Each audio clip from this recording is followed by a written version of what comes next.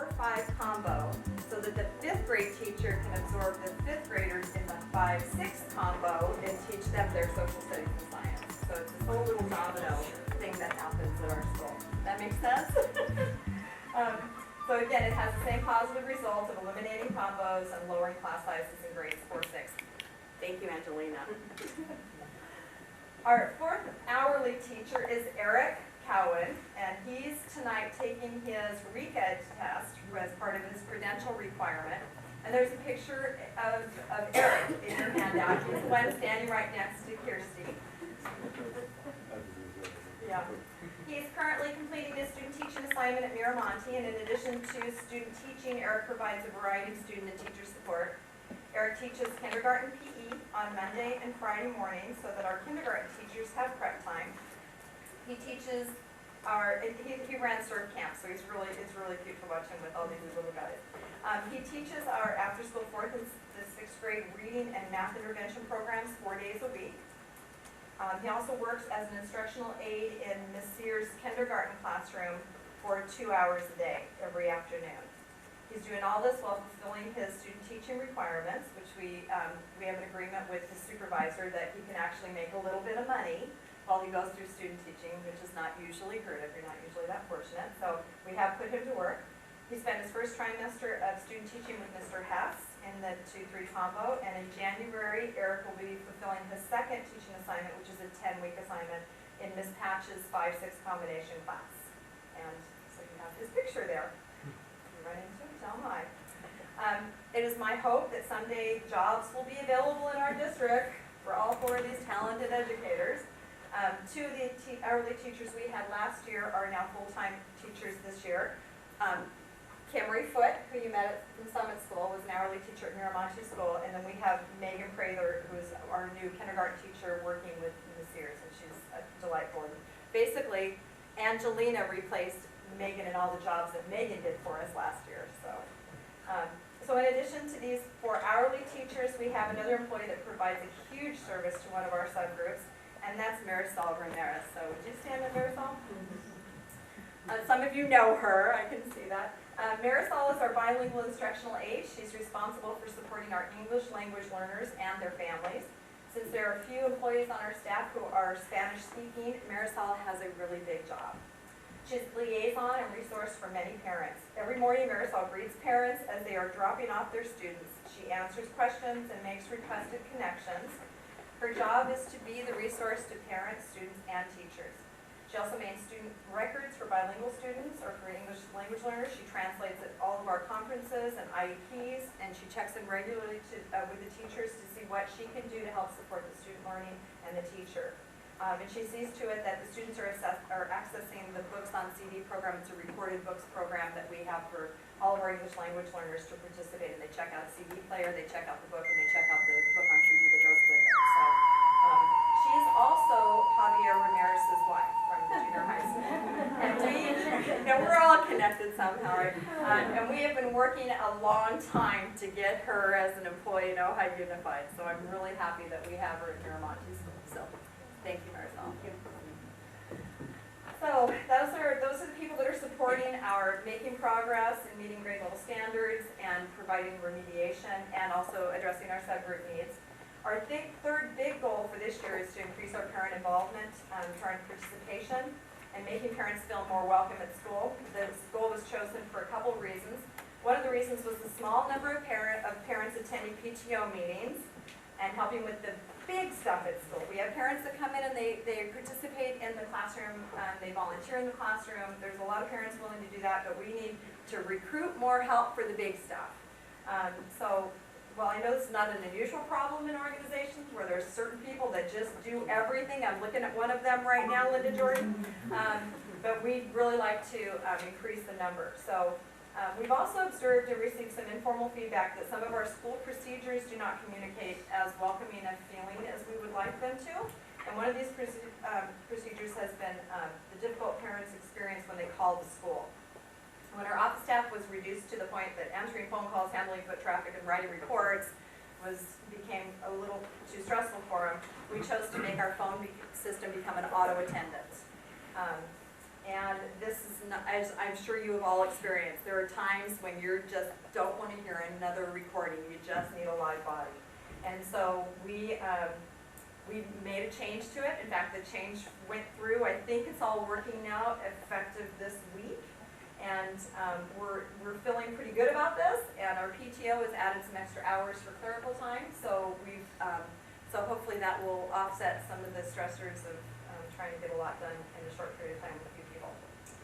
So a second procedure that was necessary but has not always been a popular one for our parents is the signing into the office when you visit the school campus before entering the campus. And while we think it is absolutely the right thing to do for security, many parents grumble and strongly dislike that procedure. So we're going to try something new in the very near future. We're going to issue name badges with pictures to parents that can be used to enter and exit the campus without signing into the office.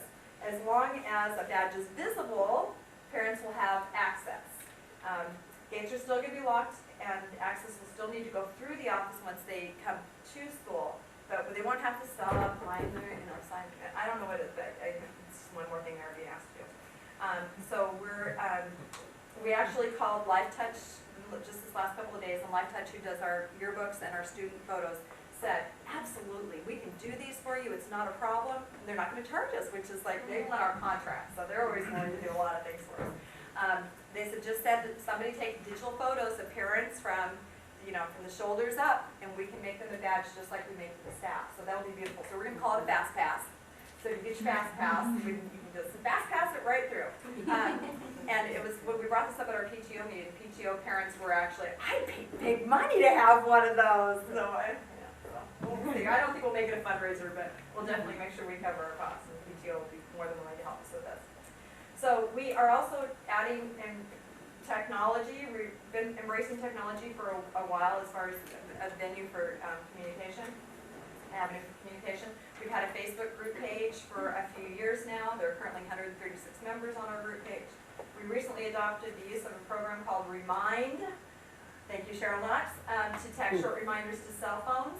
Cheryl told me about this, and so then we sort of have a contest going to see who has the most.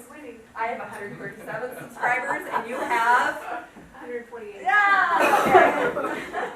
We've got Ashton Kutcher coming to Topaz. Hey now, so you make sure to tell parents you don't get to meet them unless, yeah, get that out there. That's a good one. I like that. We'll get parents to sign up. Okay. So mostly messages are emailed home weekly, and also they're recorded in Spanish weekly by one of our parents who volunteers to do that, and they are sent home via our Connect Ed program that our school district uses. So they get those messages usually every Sunday night at 6 o'clock. They know they're going to get a message. In the future, we're scheduling some parent socials to work on building more of a school community and doing some play dates after school on some of those Tuesdays and Thursdays. And hopefully these efforts will all pay off and increase parent involvement in the big things that we're working on here in Monty. So that's all I have for you. Great. Comments? Should we start time here again, Jane? Sure. I was listening to talking about the drop in scores at the younger level, and obviously affected by the lack of class size reductions. Do you think, or that Common Core will maybe help with that because Common Core is asking for these sort of smaller group activities, or then it's even harder because? It's going to be really interesting. What we have found in some cases, some of our students that we thought would struggle the most with the type of thinking that they're asking the kids to use in Common Core have surprised us with how easy it is for them. Some of our kids that are more of I've memorized an algorithm and I can take that test, give me a paper and pencil worksheet, that always aced everything. Some of those kids are really struggling with the critical thinking part of Common Core. So, I don't know. It'll be really interesting to see how they assess on the smarter balance. Yeah.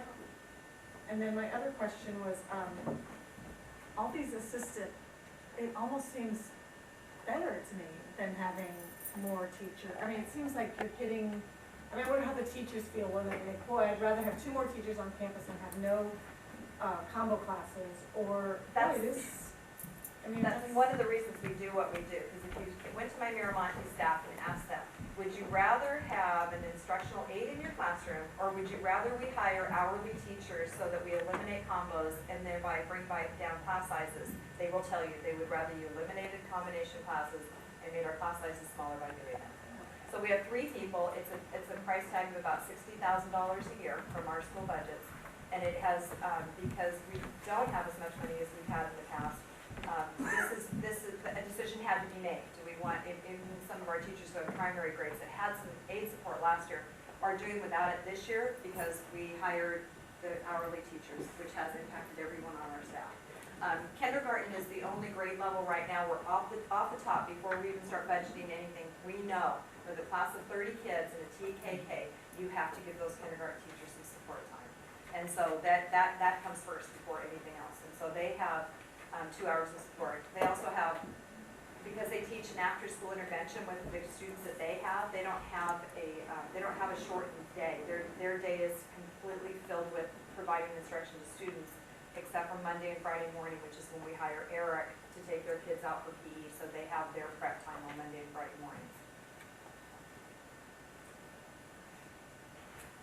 So I'm learning, Yes. and I'm interested in the at-risk marathon, and is there an objective standard for so-called at-risk? The way you describe it, you say if a teacher believes somebody is at risk. That sounds subjective to me. Is there an objective standard as well, or is it based on testing in any regard? It is a combination. We have some assessments that we use school-wide. We have some reading fluency, some reading comprehension tests that all teachers give. They don't all give them to their entire class, but if they don't give them to their entire class, they are giving it to those kids that are scoring at a basic level or below. And because they know those kids' scores from the previous year or the trimester before, we're able to track the progress those students are making. There's actually a database that we pay $1 per student. We input that information. It shows a trajectory line for those kids, and we are able to watch their growth. So there is a lot of subjectivity, and especially right now when we don't have agreed upon district-wide benchmarks as we're developing those for Common Core. So there's subjectivity involved in it, but there are some pieces that are definitely assessment tools that all teachers are using are less subjective. Do you find that there's some teachers who are more likely to identify somebody as at risk while others might be less, and then do you do anything to try and sort of get everyone on the same You know, one of the things that's really nice about those meetings is we talk about, okay, what does an at-risk student look like? Okay, what kind of assessments are we using? What do we agree is a good measurement tool?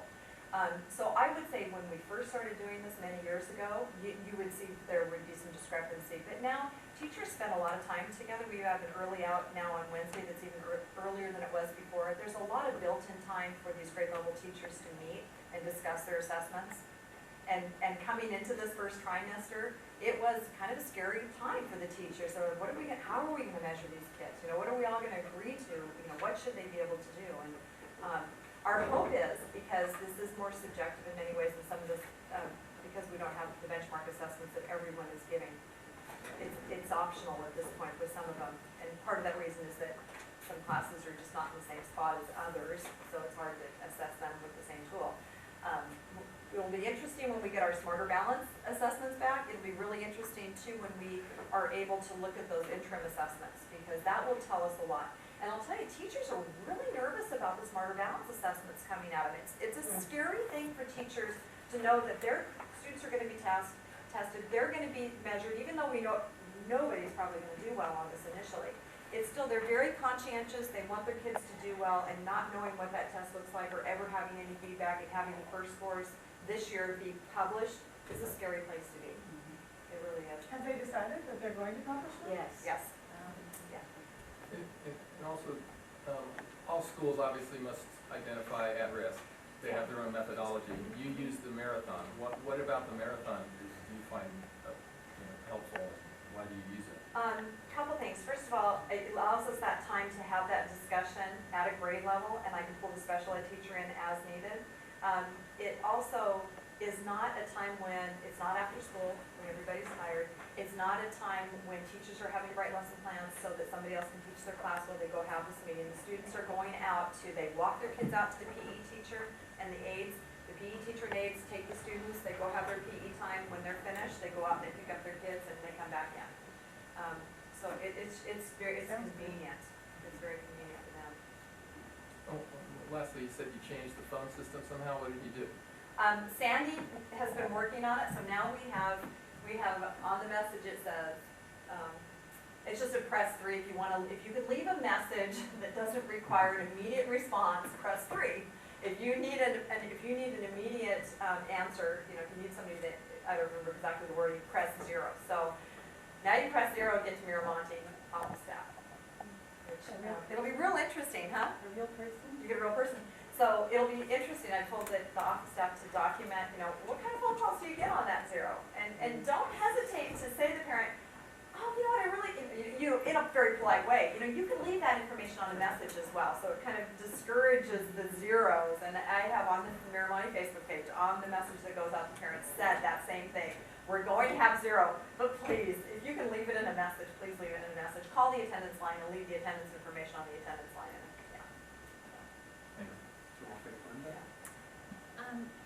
The Smarter Balance test is going to be done by computer. Will there be a quicker response of the grade level or the achievement level of students rather than like with the CST, it took so long to get the information out? Marilyn's right I into just that. went to a meeting, Linda, and the woman was there from Sacramento, who's the Smarter Balance guru, and we will be getting the results.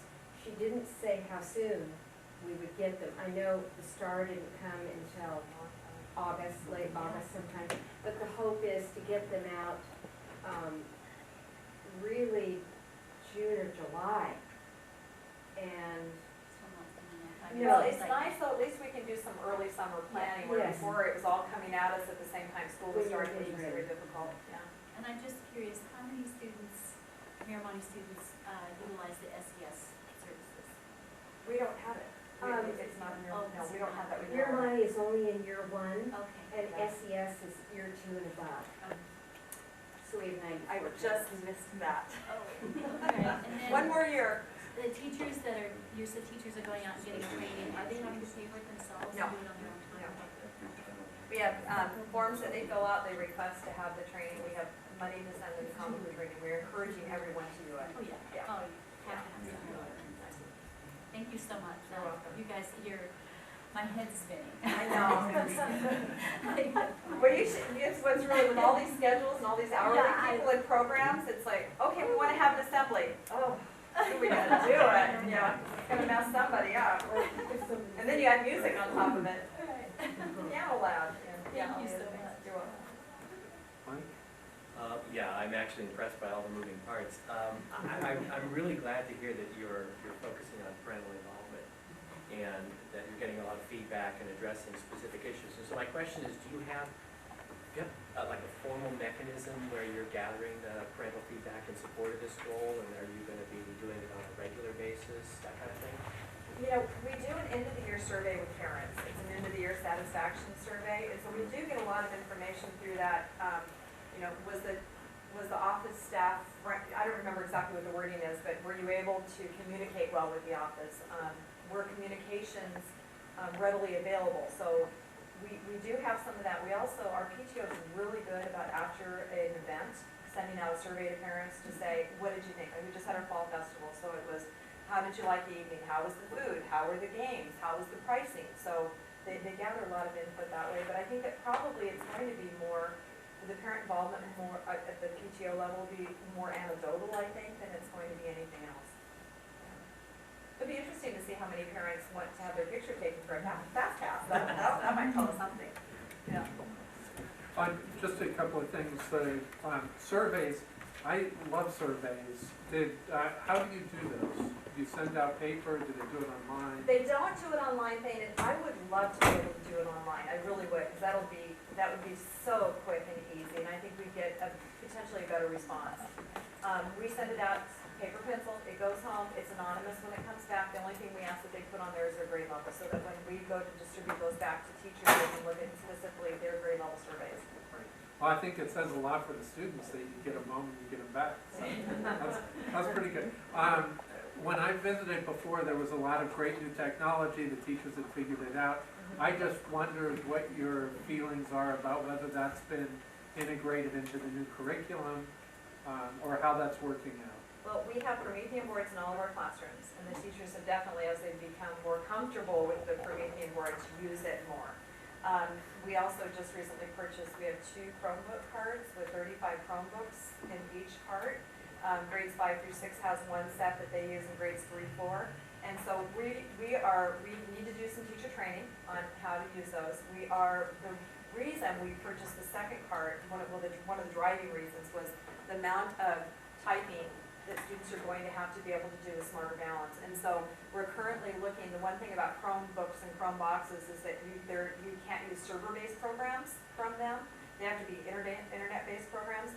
Our typing program we currently own at our school is server-based. And so we're right now doing some comparisons on some different typing programs that are out there. And as soon as we have that in place, I know our 3rd grade teachers are ready to go. They want to get those kids on those Chromebooks so they can start becoming more fluent typists, so they'll be ready. I didn't take a typing class until college, so. Well, and kids now are so fast with the text messaging. I don't know, maybe it's a skill that's going to go away at some point. But Yeah. right now, we're going to work on typing skills. Fantastic. Thanks a lot. No, fantastic presentation, very quick, responsive answers. Really appreciate your being here and sharing this all with us. And those who came with you, thanks for all your contributions as well. Thank you. Really great. Do we have a motion to accept the 3 plans? Single site plan? That we do that. Okay, do we have a second? Great, all in favor? It's unanimous. At this point in the program, we were hoping to get a little farther, but it's getting late. So I think we're going to take a break at this point. There are some light refreshments in the conference room as well. 10 minutes, is that? Yeah, why don't we do 10 minutes? We'll start at 10 till. And you all have a well-deserved opportunity to stand up. Thanks for being here.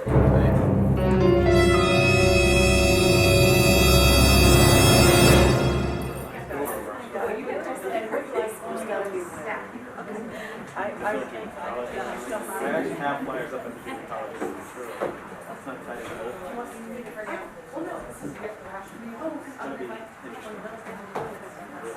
Tough to say, we all have a good impression. Yeah, I don't know that it'll help, but Well, it doesn't come with any premature that. they may not stay here for long with their hair. Okay. All right, we're back in session with item 7.4 and beginning 7.4.1, financial report. Well, obviously, hi Laura. Hi Laura. You all know when Laura's here, this first interim time, or second interim time. And I will be turning the issue over to Danny in a minute, but there are a couple things I want to say.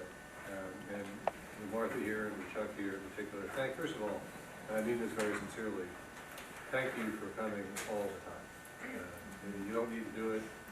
I've been around a lot of union leadership that just sort of phones it in when it comes to board member meetings. So that makes this even more difficult.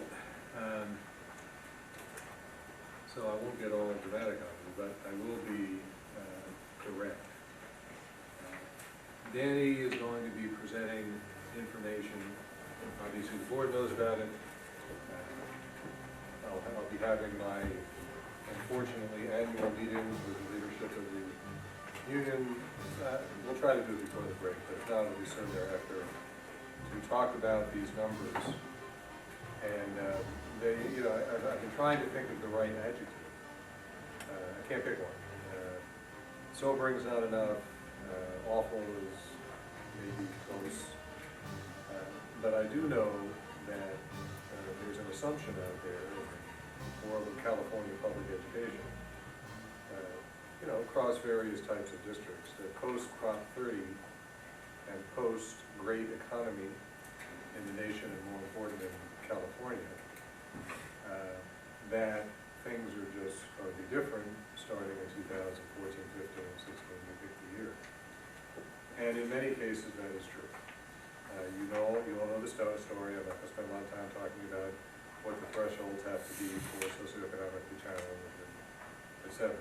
But what was most important to me when I learned about this condition several weeks ago, obviously before the November board meeting, because you know that there was purposely an agenda item on that night to prep you all for this.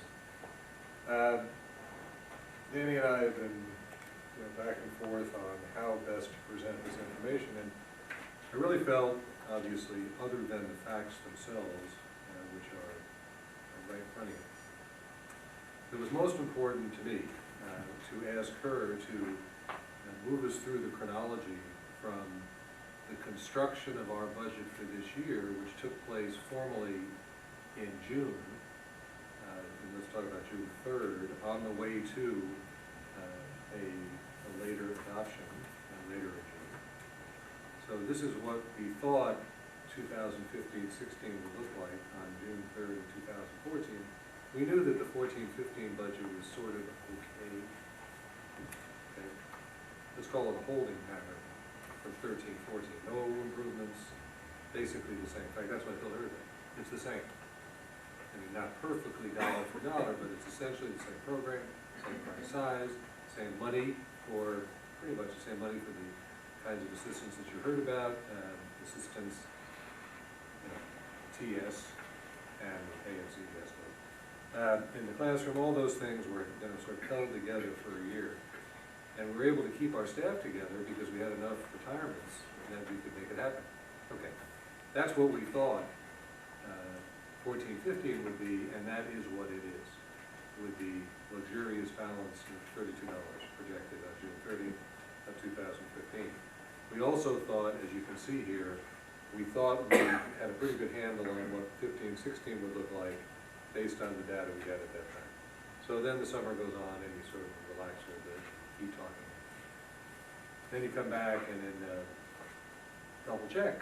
August 19th, 2014, August board meeting, they'll have a meeting in July, and everything was sort of copacetic. 15-16 looked the same. Everything's moving along pretty well. And then all hell broke loose in the fall. For reasons that you can read, you know about. A big part of it is Danny's now projection, with which I agree, that what we thought was going to be 60 enrollment drop or so looks more like 90. Okay, and so rounded off, usually for every student you lose beyond that which we thought we might lose, compared to last year. We're 2,700 last year. We thought we would rounded off. We thought we'd be 2730 to 40 this year. In fact, now it looks much more like, 2630. It looks much more like 2,600. And we just can't afford that. So there you go. You can do your own multiplication.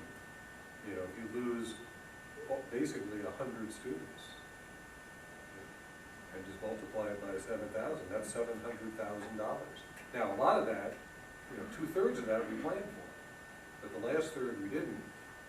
And then, in addition to the loss of revenues for that, about the increasing expenditures through the draconian increase in the retirement program and some other things that are delineated here. So, my introduction ends that way, that we are now looking at close, $500,000 plus today that we have to take care of as we plan for next year. Now, I said in my memo to you, and I believe it, that when we sit around here in May and June, that number on June 30th will not be that high.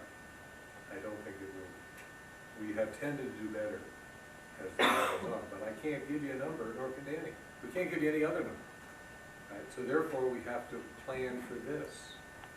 Now, you know what planning means. What planning means is, and I've shared this with each of the 3 new members in our individual conversation we had in the last week or so. What that means is we have to make some really hard decisions, staffing-wise, before our March 11th meeting, and then on March 11th we will act on those, which will then result in some, way more in my opinion, slips going out, letters going out to people who might not be able to be retained next year, but some of them will between March and May. So it's gonna be a tough late winter into spring from a personnel standpoint. And that is the hardest type, because you're dealing with people's lives. And this doesn't even take into account all the things that we'll talk about with our retreat, some of those other issues, but the hard work is now, starting tomorrow. We'll be back at you in January, and again in February, on the way to the March meeting, so every step of the way, we'll be working with you to show you what some of these hard, terrible choices are to get to that number. We have some places to look. On the expenditure side is going to be the hardest. On the revenue side, we can't just manufacture money. Okay? But the one thing we could do, and we mentioned this actually in terms of the creation of this year's budget, Stan Manchus was here today, and he's an important guy, because Stan and his chief school business official, chief business official, Mr. Key, are critical in our ability, Danny's and my ability, to go down to the county and say, if you all agree that the plan that we had in place 4 years ago to get from 1% to 3% with a 1/4% increase each year in the reserve may need to or must be set aside for a year or two. Now, what does set aside mean? Well, it could be frozen at 2, which is where we are this year, or it could recess to something less than 2. But they need to bless that. They need to say that's okay. And they said it was okay to go to 1. And then we guaranteed them that we work our way back to 3, which we have done religiously a 1/4% a year. But I never thought we'd be facing this again. So it is just the beginning of extremely difficult, gut-wrenching personnel and personal decision-making. And we'll start out your tenure, I'm sorry, but that's just the way it is. There's no choice. So we're not the federal government, and we can't just borrow money. And there's nothing to borrow. And there's no magic bullet out there to give us money that we don't see right now between now and June, that I can articulate for you right now. There's maybe a possibility or two, but getting it that fast is very, very unusual. So that's what I wanted to say. Danny's done a wonderful job of outlining all the numbers. I'm sure you'll ask good questions, but from my seat, this is something that I have to tell you I was not at all expecting 5 months ago, not even close. And it's really upsetting, very upsetting. Please. Well, I wanted to take a step back a little bit to give the new board members kind of what this report is. I will come to you 5 different times during the year for budget and financial purposes, where you officially have to approve, certify, or receive something as a state mandate, and this is one of those times. I'll come to you unofficially other times where I'm bringing you budgets and projections, and we're working on preliminary budgets, but those are all unofficial. There will be 5 official times I'll come to you where you take action. The first time is in June with the adopted budget. The next time, which is this time, the first interim report, which is in December, but it's the numbers through October. And then for the current year, and then projections for 2 years. Then I come to you in the second interim report in March, which I'll bring you second interim numbers for the current year, and then more updated numbers for the following 2 fiscal years for the multi-year projections. And then I'll come to you in September for the unaudited actuals, so it's the closing of the books after the year is over. And then in January, I'll have the auditors come and they'll give you the audited report for those closings. So we're working most of the time on 2 fiscal years. We're either we'll be in a fiscal year, and I'll be closing the prior and then opening the new one. So there's always 2 budgets going on at the same time, so it's very important when I say current year, prior year, and go through the years, that you know which year I'm talking about. So this is the second time I'm officially coming to you guys for the first interim report, and that is for the 14-15 year, where I look at, and Laura looks at, and we monitor where we are currently, and that was the budget report I presented, which is unusual. I don't normally present the detail work in November. I know we do it here, but because the situation changed quite significantly, I wanted to, and he wanted to let you guys know, or the board know about it. That was that change from $160,000 fund balance down to the $32. And so we wanted to bring that to you. So this is the official report for this current year, for the first interim, like budget revision 1, we also call it. And then we're looking at the next 2 fiscal years.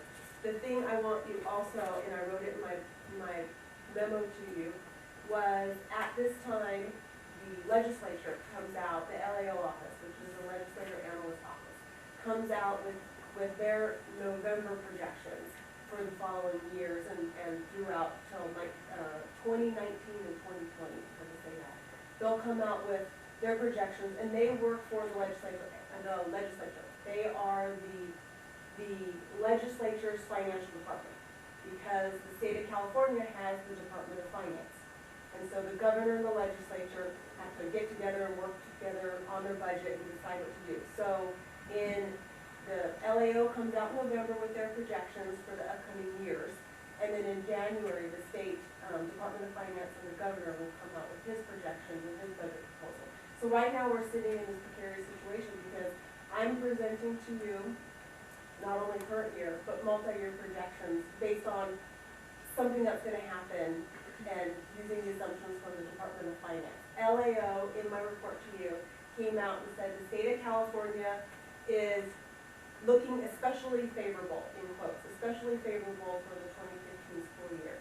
Talking about it here, I wrote for you, they have $6.5 million more to allocate for K-14 education. I don't know how much is going to come to us. There's supposed to be more, how much, I don't know. And you saw in my history what happened from June to August, where that budget gap, there's that target, where they want us, where we are now, where they want us to be in 2020. That revenue that they're trying to get us to. They're each year trying to move us up in that gap figure. That in 1 year, in one June board meeting to an August board meeting, in that 1 month time frame, they changed the target gap from 30% to 20%. We lost 400,000 in a blink of an eye when they did that. And so that could happen again, where the state of California Department of Finance can say, okay, in January, we had projections at 20%, now we're looking at 30%. And so in a blink of an eye, we could make up that gap. We just don't know. So I'm looking at this point in time where we are. The other thing I wanted to point out was the LAO office is talking and making the projections that the Department of Finance has always said they were gonna get us to the target they wanted us to be at by the year 2020. You notice in my report in that third paragraph where LAO says they believe they're gonna get us 91% there, not 100% fully funded. And remember, those Prop $30 go away. 2016, we lose the sales tax, the 4% increase, which that's about $100 per kid. And then in 2020, we lose the personal income on the high earners, and that's about 400 and something, 450, I think it was per kid. So that's a significant drop off in that year 2020. That's why it was important that I put that in that memo for you. I wanted to give you current year, plus what the LAO is looking at when the legislature's going to meet with the governor, and what their predictions are. So I wanted to kind of give you where the legislature's at. We'll see in January where the governor's at and the Department of Finance figures. What you're coming here today to do is to approve the 2014-15 revisions to this year's budget, and then certify that we can meet our obligations this year and the 2 up-and-coming years. And so I won't go over what I did in the November budget update from the 160 to the 32, because I know you were all in attendance and have that information. But what happened from June to now was we lost that target gap, that 10% I was talking about. That was $400,000. We lost about 5% for that free and reduced claims for free and reduced kids. Remember that supplemental funding? That was about $50,000 in the current year. It's more about $100,000 over a full year over for next year. So we lost that funding. We lost funding from ROP, that was $100,000. The ROP programs through the LCFF funding formula got rolled into our base grant, and then there was a 2-year window that the county was going to maintain funding, which they did, and that drops off after this year. And Okay, so what now we ROP? have to pick up. Regional Occupation Program, it's kind of your career pathways where you're not going to college and going into maybe professional, but you're going maybe into mechanics, auto, digital graphics, things like that, a different career pathway. And so that's the ROP phase. And so that funding drops off. And so we're taking on, how many, we have 8 or 9 sections this year. We're having to take on those responsibilities. Media arts actually is part of that.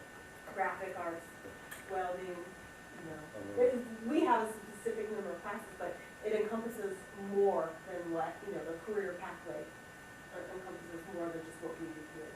We have just targeted. We lost that, like I said in November, the thing that saved us was that mandated cost claim. Now remember, the state of California, for those of you who were, I think Linda was the only one who was here, who were still getting about $200,000 a year in mandated cost claims. They still owe us for that money. Those are things that the state requires us to do, but, and then says, I'll pay you for it. But they kind of manipulated and deferred how they pay us. And so we received about $172,000 in this year. That was just a blessing. We didn't even know it was coming, but it saved us for this year. They still owe us, I want to say, a couple $1 million for state of California. So they still owe us quite a big mandate. I can give you that dollar amount, not our specific, but what in total they owe. So we're expecting that they're going to pay us, hopefully in the target grant, hopefully in some mandated cost areas, things like that. We took on the hit for the Are STRs. we unusual in that respect, or are No, we just like No, everybody we're else? like everybody else. So everybody, Everybody else is in the same. has anyone sued the state over that? They started to, but then, this is what the state did. Yes, we all started to, we were all in a lawsuit, and then the state of California said, because they stopped paying us, but said, we'll pay you at a later date, so we all got together as the state of California and started a lawsuit. Then they came back, and as long as they gave us something in that year, like, just pennies, basically, that it was at least something towards the mandate. I mean, these are things like scoliosis, eye and vision screening, Brown Act is in their negotiations. I mean, there's a list of, 65 different types of mandated things that we're required to do. Now what they've done is rolled it into a block grant, and I think we get about $75 per kid, but it doesn't even compare to the amount of time and money we used to do, because we used to put in our actual time. We used to have a consultant who'd come in and we would actually log our time. I would send it out to all the principals, we'd log all our time in all the areas that we do, and they'd actually reimburse us cost for cost.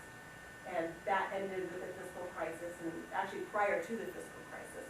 And then they turned it in with this lawsuit. Well, we'll just turn it into a mandated cost block grant, and if you take those money, then you can't sue us or be on this, because you had a choice. You could be in the block grant or wait to get money. And so I chose for the district, we needed the money, so I took the bird in the hand, I'm gonna take it, You which could, was like, about 95% of this. sign it and write under protest.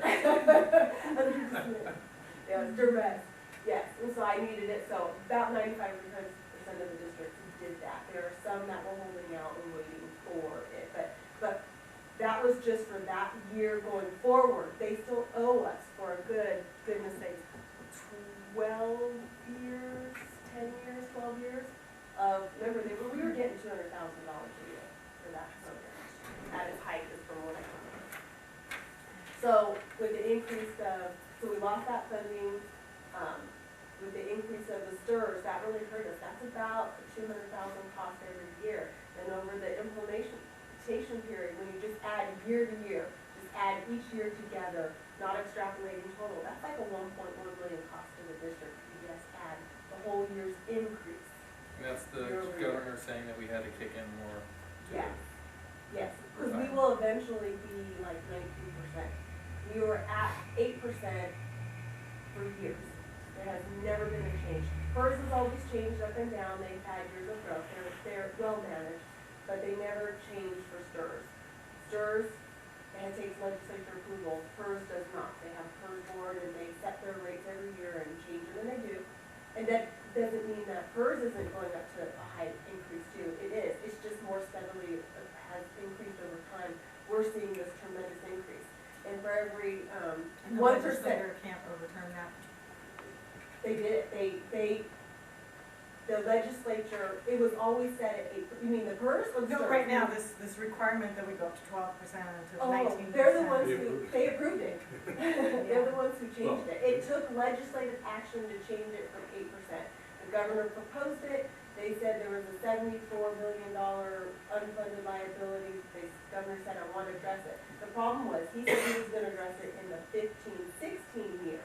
What he pulled on us in the 14-15 year was he started it 1 year earlier. We were not prepared for it to start in 15-16. In January, he said, I'll start it in 15-16. In May, he's starting it this year. And so that was, it ended up being a cost.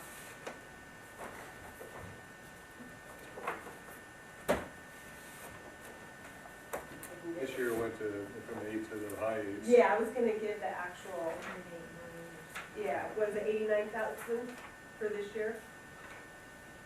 Yeah, 89,000, no, 57,000 for this year, 176 for next year. For every 1% increase, it's 100,000. You know, and then as we change our staffing, it'll change with us, but as of right now, where our staffing is. So that's a huge cost increase, plus all the cost increases that happened during this last, revision that we just went through. I had to roll some of those forward, some of those special things, special education costs, bus leases, things like that, they rolled forward into the 15-16 year.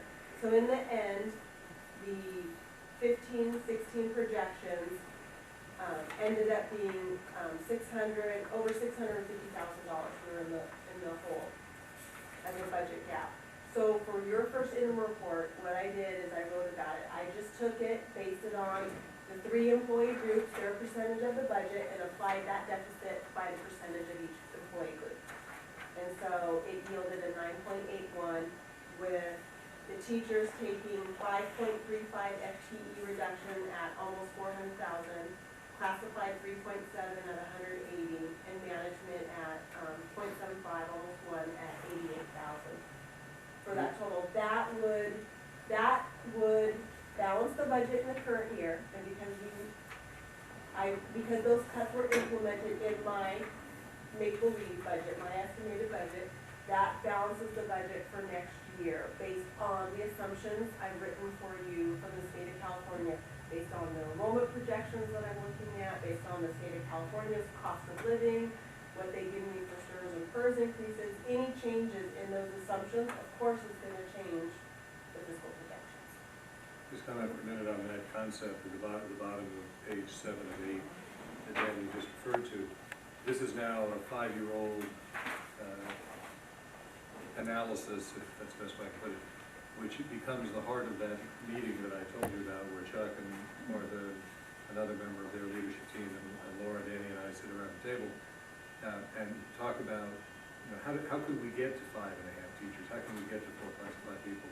How do we get to 3/4 of a management person? All that having been said, you can see those two numbers equal each other. Not every dollar that we would ever cut to meet our gap would come from staff. It won't ever happen. On the other hand, as I've said around this table, any budget I've ever worked with in a school district, we have the highest percentage of dollars attached to staff by far of any place I've ever been. And it's hard to imagine, considering our class sizes are so high and our compensation is so low, and we have the most furlough days, it still is about 85% of the budget. A much more typical number would be 72 to 76. Mike, I don't know what yours is. In your 80s, okay, well, then join me. Maybe that's a California thing, I don't know. But I can tell you that here it's 85, and therefore, okay, well, what's the other 15? Well, most of the rest of the 15 isn't even close to discretionary. It's electricity and insurance and this and that. And so there are little pockets out there. So that's why I keep coming back to, we have to be aware of some other ways to start cutting into the 653, other than always going back to more cuts of people. But we have constrained our budgets over the years, meaning the discretionary, we've done both, but the non-discretionary has been so tightened. Like you said, there's really no room for, you still have to supply your paper, you still have to have the lights on, you still have to, have your insurance, you still have to have all these things you must provide. And so we are bare bones not only in staffing, but we are bare bones in supplies and services as well. Yes. Let's kind of, everybody's gonna have questions, so, okay, go ahead. Well, thank you for this, actually, it's not happy, but it's certainly detailed. I'm looking at the reduction, the work year reduction program restoration. Yes. And for 15-16, I see that you're actually factoring and proposing. This is required. These That's 3 my days question. are the required, Okay. because you don't know, the state allowed us we're mandated to have 180 school days. Back when the fiscal crisis happened, the state of California allowed us to go down to 175. 2009. Allowed us to go down to 175 and negotiate with the unions for a reduction in the work year as well as a reduction in the school days in order to recoup some savings for the budget. With the understanding that that will sunset, or that will terminate at the end of this school year, the 14-15. It has to be implemented back, and I don't see them upping that sunsetted clock. I don't see them extending it. So we were at 177 days. We put back a day last year and a day the year before. This is the remaining 3 to get back to the mandated 180 days of the school year. That's still not the full work furlough program we instituted. As you can see, we still have 2 more days to return to the teachers and the classified staff to get them back to the 2008-9 levels, and then management still has more days than that. And so I had to put this in there because this is a requirement. That was my question. So that's a non-negotiable.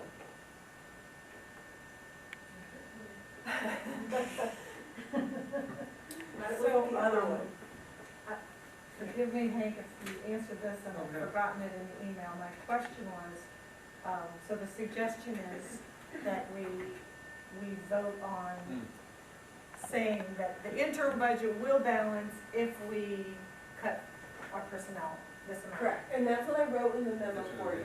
Yeah, I wrote in the memo for you that you have to certify today and I've written for you, I'm asking and recommending you certify positive. I know that it looks bleak, but I'm asking you to certify positive that we will meet our obligations this year and the following 2 years. And what I'm saying in this is they don't say and hold you to this plan that I've written for you.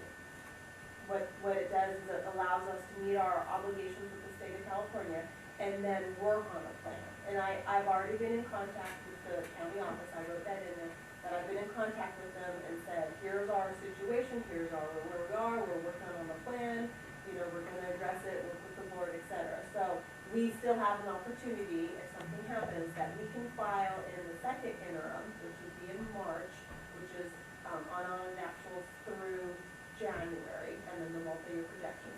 That if we're still finding ourselves unable or still working on a plan, or we're just not confident that we're gonna get there, whatever, we can go qualified.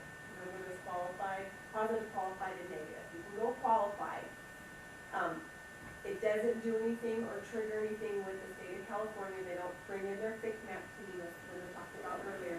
But what it does is it makes us do a 3rd interim report, which is just another one of this packet here we'll be bringing to you in May through the April, and showing them more what our plan is.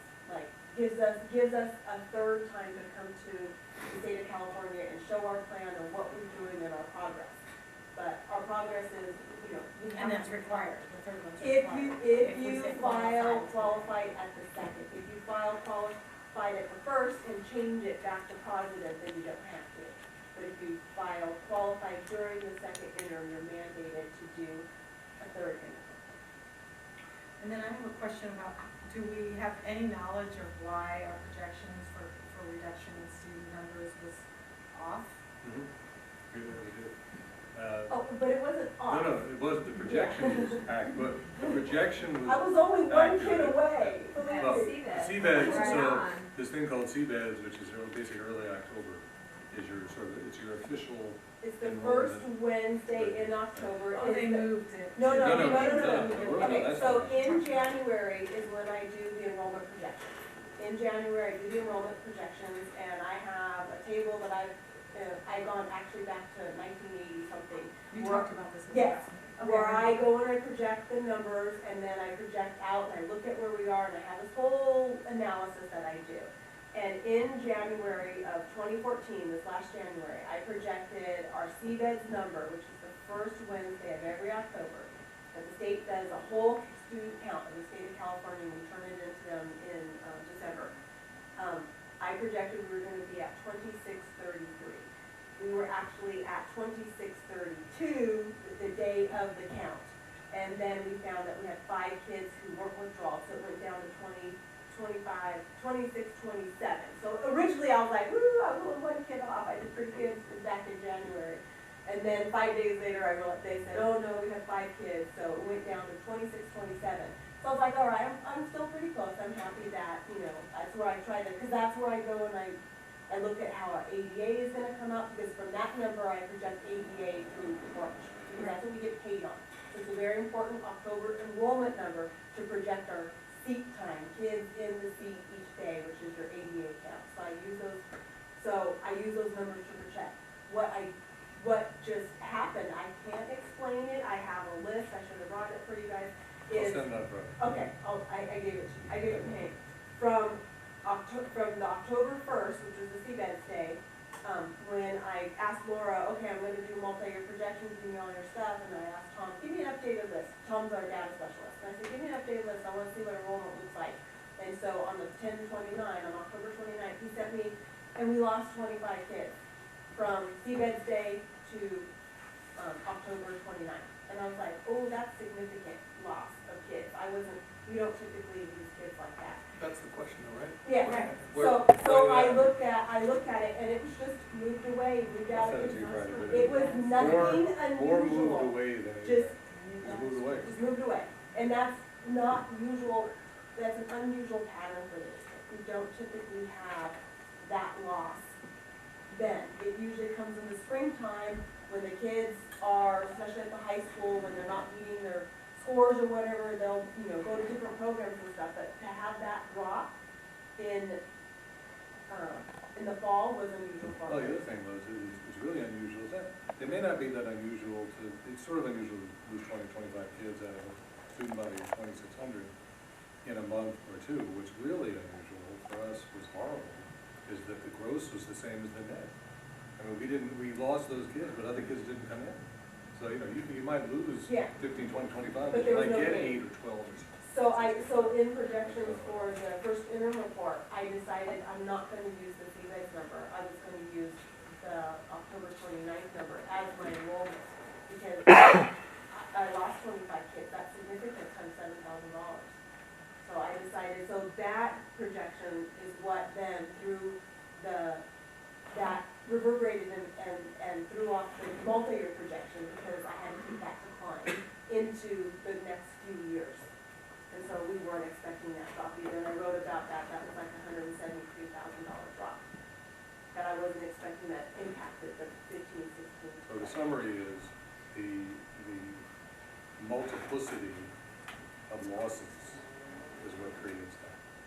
It wasn't And I can one. guarantee that it's gonna change. Come January, my budgets are gonna change, because factors are gonna get known, the state's gonna come out with their numbers, and I'm gonna bring to you a whole different report based on the January, government budget. He's got $6.4 million to allocate. Let's see where he allocates it. It's gonna change. Are there other questions? Well, I have probably less of a question, more a statement. I mean, I think it's obvious, as I sit here, having been at the November meeting and now being here in December and then trying to absorb, this entire 20 million plus budget, that there's gonna be a ton of work to do. And I'm happy to approve this with the expectation that nothing in here is written in stone, which you've made it clear it's not, and with the expectation that pretty much everything is on the table as we go forward and try to figure out our way out of this, because that's how I will approach it, of course, as somebody starting at zero. And when you say everything on the table, and I'll educate you, not at this meeting, but later, is we have certain statutory timelines. Right, well, within Yeah. the statutory requirements. Correct, correct. Needless to say. And then we have certain bargaining contracts and things like that we have to adhere to, so yes. Yes. Everything's on the Yeah. table with. Yes, caveats. everything, but everything's on the table except for that which is not on the table. Anything else? I don't have any questions. Thank you, Danny, you guys, and Laura. you Yeah, guys thanks worked for all the hard. detail. I Laura know, did all the hard work. oh my gosh, Laura, amazing. Thanks. The good news is that the preschool is gonna bring us 20 million, you guys?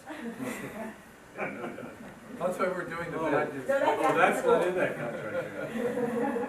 Mike, did you? I just want to clarify, our vote tonight is that this is a way of getting through, not the way or the way Yeah, we're you're adopting. just certifying that the district is gonna meet its current obligations in the next 2 years. You're not signing yourself to a plan.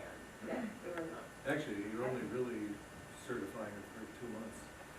Because we're gonna get to January. We come back in March, and if it looks, Mhm. at that point, if we need to go from positive to qualified, you can do that then.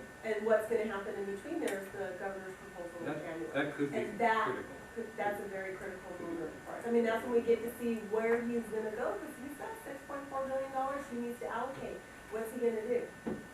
I have to, just gonna throw out there that it really makes me uncomfortable, and I'd rather say qualified and change it to positive in March than to say positive now and qualified in March. I mean, I'd rather say, we don't like this, we're gonna have trouble meeting it unless we see some changes from the state. And, you know, it's sort of a statement about our support for our personnel. We might have to make this by March and say that's the only way to make it positive, but if there's no consequence of saying qualified, that's where my heart is, to say Well, one qualified. thing I learned, because this is all, 5 years ago, this was all new, and we didn't have to do this.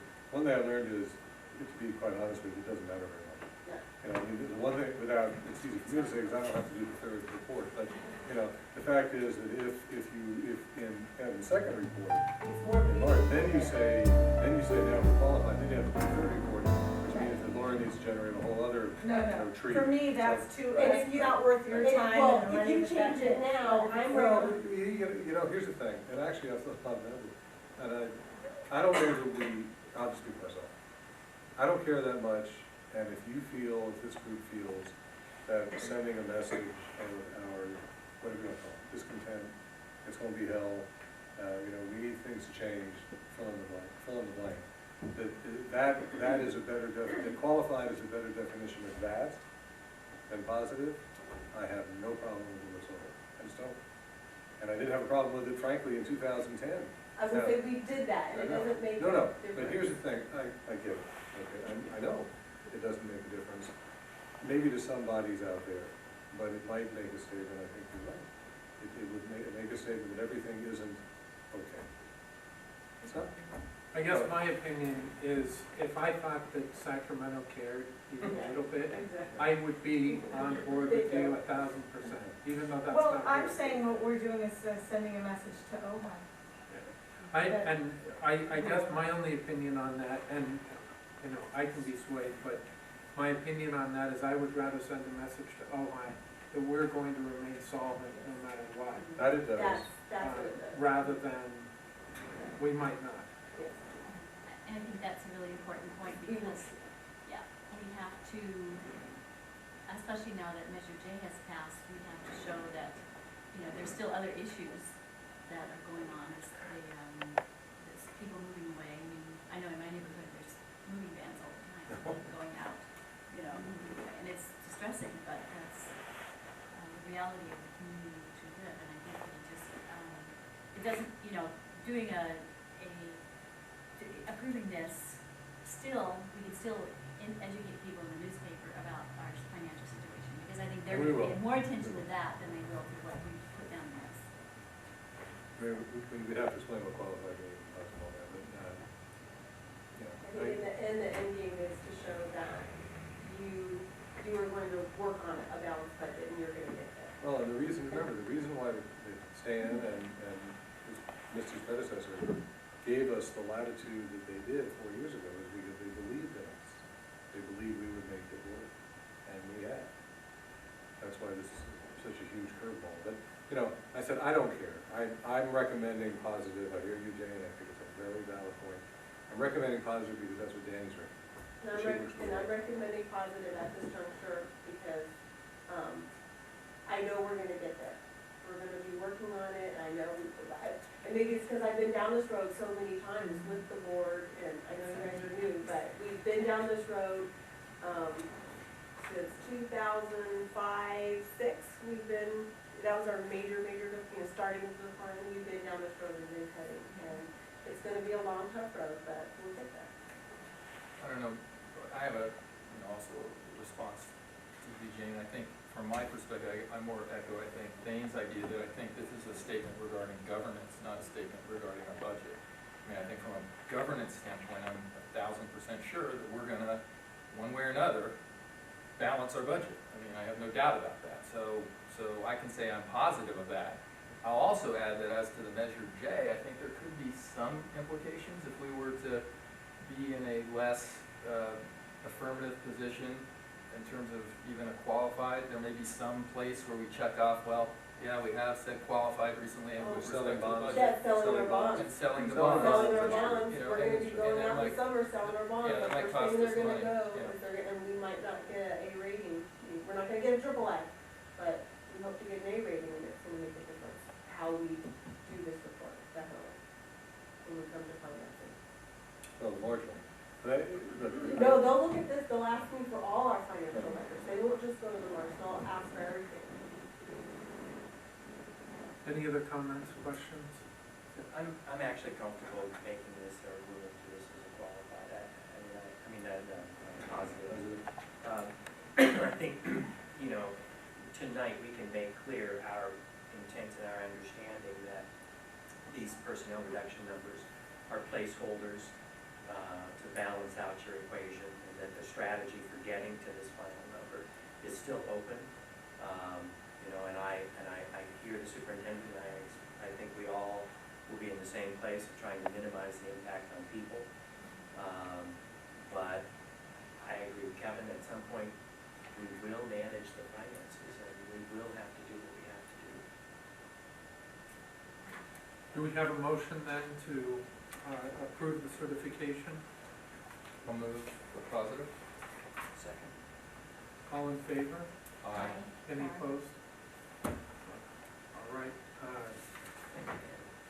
Thanks a lot. Yeah, no, I have always thanked Danny so much for this, and Laura. Even when the numbers are negative, it took a tremendous amount of work to get there. In fact, I think sometimes it takes more work when they're tough numbers than it does when they're better numbers. And so I appreciate that so much. And we're facing what we're facing, and we'll get through it together. And thanks. It's great that we have people like you who we can rely on so much to get us good information and good advice. All right, on to 7.4.2, Las Posas Children's Center. Thank you for hanging in with us, Bob and Bobby. Thank you. Yeah, well, we have sort of a proliferation of paper here. Yes, I have. With more than we had even before, as in what I sent you on Friday and what I sent you today, which is fine. Okay, so I want to thank Kevin and thank Mike in relation to the development of the dates for working. I want to thank Kevin for working with Danny and me, and put his lawyers out on it, wasn't hard. To take a hard look at the whole agreement, and in particular, as you can see, it says Patty Rosen on top, that's Danny's assistant. These are changes in the contract that you received on Friday, which pretty much fall into section 4. And I'll let Danny and Kevin sort of talk about that as to how those came to be, and then a small change, just a couple of words, striking out in section 5. So that's sort of part of the technical thing. And I just saw this chart. Thank you, Robert, for putting this rate chart together to give us a sense of the cost of the program compared with, well, I know what a YMCA is, and I know what Holy Cross is. I don't know the first three, but we can explain that whenever we get to that. And then finally, I smiled a little bit. I said, Danny, well, this was impressive. You know, we haven't quite approved it yet, but anyway, there's a draft. I'll call it a draft. It's a I'll call it a draft. draft. He wanted you to see Thank- what what it would look like. what it would look like, Let's call what this would be handed let's out. call this an optimistic, proactive draft for LPCC. And I honestly, well, I guess I could have known about it because I do have grandchildren who could be here, but I don't know anything about LPCC, nor do I know anything about after-school childcare in Ventura or here. But Danny has just been so enthusiastic about this program. But more important, it wasn't just like Danny said, okay, let's go do it. I mean, she explained to you that there was a growing demand that came to her from the two largest schools that don't have any program. Obviously, you see here there's a Maryland PTO program in place, has been for a while.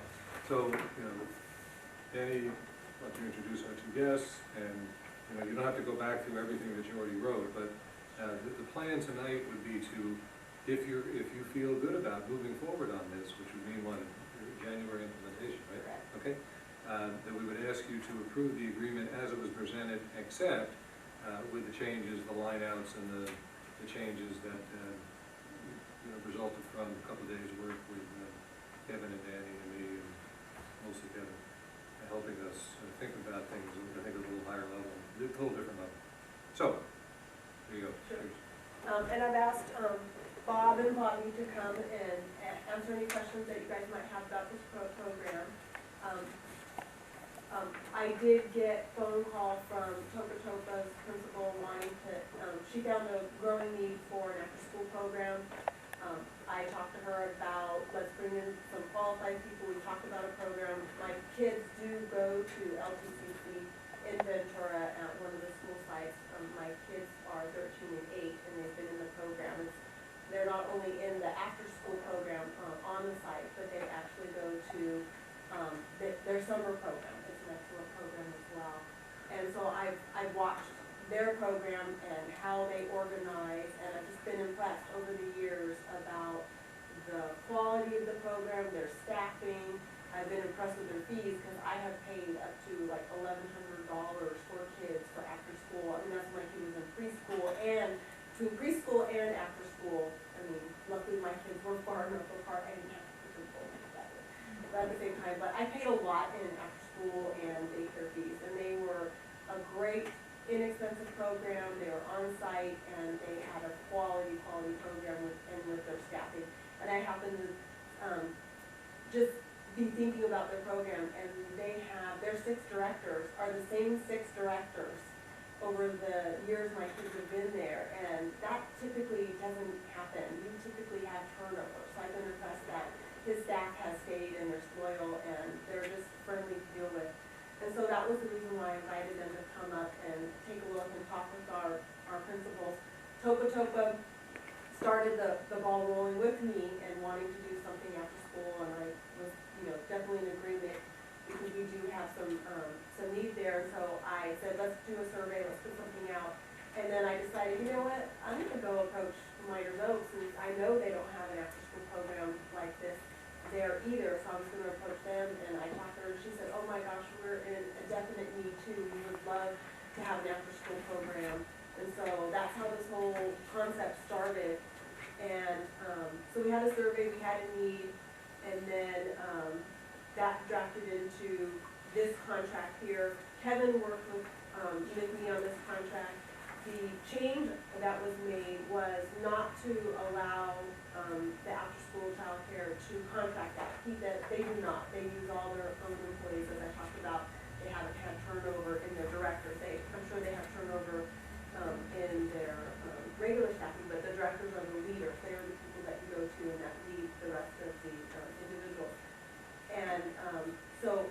contract out, so there was no contract out in any of the scope of services. It was actually in my language for insurance. So it says if you have, you have to provide as the licensee or the insurance and any of your subcontractors. So what I just did is, they weren't allowed to subcontract out, so what I did is just, took out the language that kind of maybe could be interpreted in the insurance language of subcontractor. So that's what I included here on your spot, and is that, and then the other thing was we did just add very specific language that we were just very explicit, you're not going to contract out any of your work, and then that they will comply with the fingerprinting, which he does. He complies with the fingerprinting and the child abuse, what was it, child abuse? Child abuse index. Index. So he does do all the state laws that were mandated, he follows as well. So I went and took out on section 5, we had as applicable, and we just struck it because he has to comply with the same laws. They are applicable to him, but we just said, yes, you're going to fingerprint and background check, period. And we just left it as that. So that's the changes to, the only changes we made to the current contract. He did give you a list of some comparable pricing. I know one of you had asked for what was the pricing. So this was just off their the different vendors' websites. And then if you have any questions for me and myself, or Bob or Bobby, we'll be happy to answer. You guys use substitutes.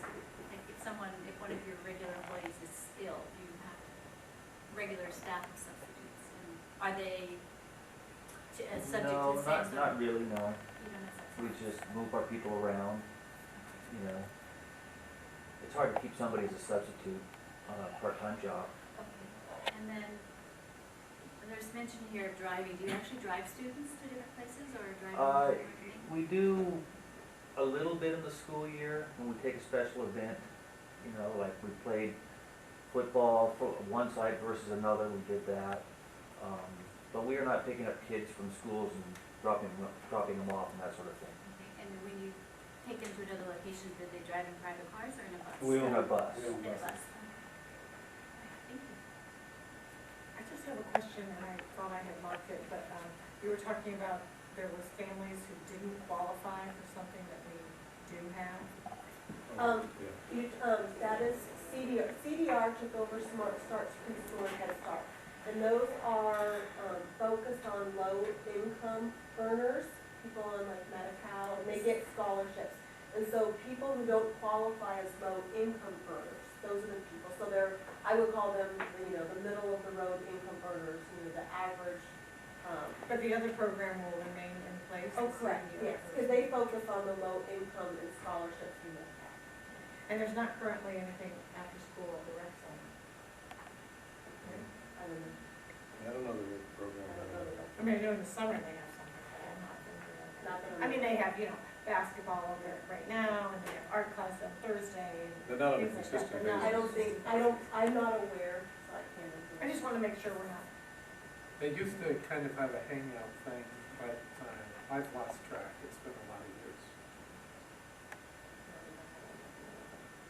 I just briefly wanted to talk about just for the board's benefit, the issue with independent contractors and subcontractors was, so, from my perspective, and as you guys I'm sure can appreciate, we're very happy to have you guys coming in an excellent financial condition with insurance, with the molestation insurance, for example, that's very difficult to get, and high amounts and all that. So we, needless to say, want anyone who's providing services to be covered by all that. So the last thing we'd want to do is have all that available and then have a subcontractor come in or an independent contractor and say, well, that person's on their own. So that's why we want to be clear, everybody's an employee, thus covered by all that great stuff. In addition, though, I think we all talked about internally that we want to make it clear and find ways to make clear to the parents that this is not a Ojai unified service. So, maybe things, I'm just looking at your flyer, maybe we have a concern about the highlighting in caps of Ojai Unified School District campuses, because, that's a subjective issue, obviously, but we're going to need to make sure that nobody thinks that this is being actually operated and run by the school district. And I can ask that we include the language or parts of the contract that say we are not in partnership, maybe there's that whole section in there, I have to go see what, that says that we're not affiliated, Right. in connection with, and I can make sure we put that on the flyers. You must have done that at some point in Ventura. I'm You sorry. must have done that at some point in Ventura, to distinguish between what is and what is not a Ventura School District program. In other words, you are not, It really hasn't come up, no? it's been a big issue. You know, sometimes people want to, complain about, maybe their kid couldn't get in because we were full or whatever, and Don't call us. they think that the school district, because we're on the campus, that, it has to be provided for them. And the school district, when they go complain to them, then they would say, well, they're a private company. And And that happens. just ends the discussion right there. Yeah, and that happens with our current CDR. I'll get complaints or conversations or emails, and I redirect them. I explain how the organization's run, why they're there, and then send them back to the director there. And then what I asked the director is, I said, please coordinate, I want to know the finding, what happened with this complaint. So I still have oversight. I say, what happened to this complaint, what did you do about it, give me follow-up, and then I put it on my calendar, and I just make sure that that person's happy and I check back, because they are they are parents. And so I do that oversight in my head. If this is approved, what's the next step? Is there an announcement sent out to parents, or how is the information disseminated? How do they sign up? That's what. Are you doing the online, or how are you doing that? It's already happening, by the way.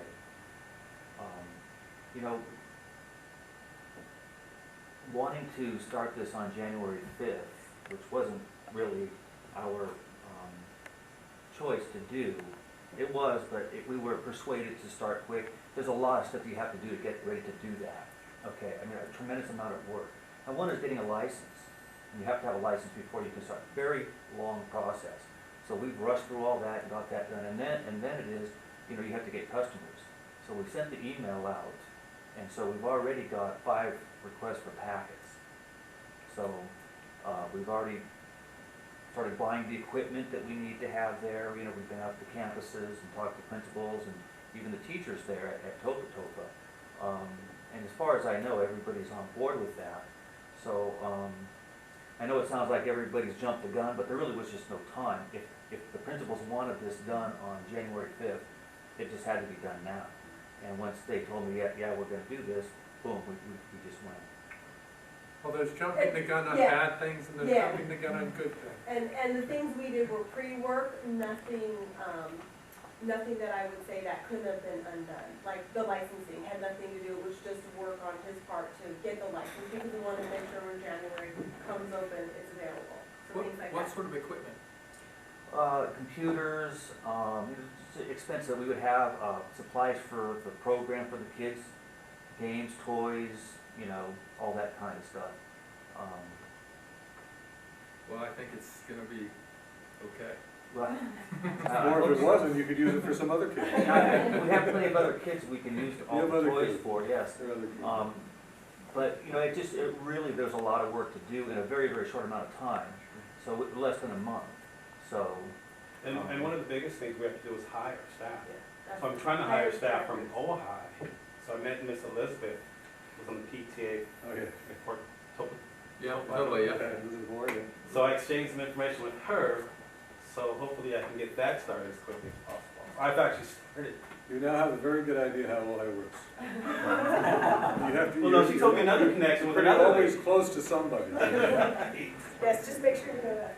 So it would be more marketing at the school site. We have not done that marketing at the school site. So that's why this was showing you what would be marketed at the school to get. Do you have to have a certain number? Is there a group? yeah, A break even. there There is. is. The break-even number is like 24 kids. Per place? Yeah, and But full-time, 5 days a week. Oh, so Yeah. full-time equivalent's more, Yeah. it's more than 24 kids. Correct. yeah, and so right now, the survey that went out or that came back gave me at Miners Oaks 30 total kids, 18 and 19 per day. We're losing money right there to start off. I get that. For Topa, it was 50 kids, 35, 37 a day. So we're making a little money there. But I believe that we can grow this program because we're very good at what we do. There doesn't seem to be a whole lot of, really good childcare here in Ojai, and maybe the word will get out. But then when I hear about all the, you have no students left, it made me worry. Oh, we have some students. So, but yeah, we think we can grow the program by doing a really good job, and that's how we've always done it, all these years. We keep our prices down. What you see there is that competitors, some people will not even publish their prices, but we've made calls in the past, and they're really high numbers. I just don't know what they are right now. But we've kept the prices down, and the quality up, and the numbers stay up. So hopefully this will work out here as well. Question. Actually, from what I've seen on the web and all of the material, I think it's a very impressive program. But I'm looking at this brochure, and this is a bit of an awkward question, but given the last policy revision for secular nature of these types of programs, there's some language here that could be interpreted by some to have a somewhat religious or biblical sound, raise them in righteousness, and they will. I'm just looking for assurances that this is a secular program. It is, it's secular. Okay, that's all. Just a due diligence question. Thank you. Are there other questions, comments? Do we have a motion to approve? All in favor? Aye. Aye. None opposed, so Awesome. unanimously approved. Thanks Get for to coming. work.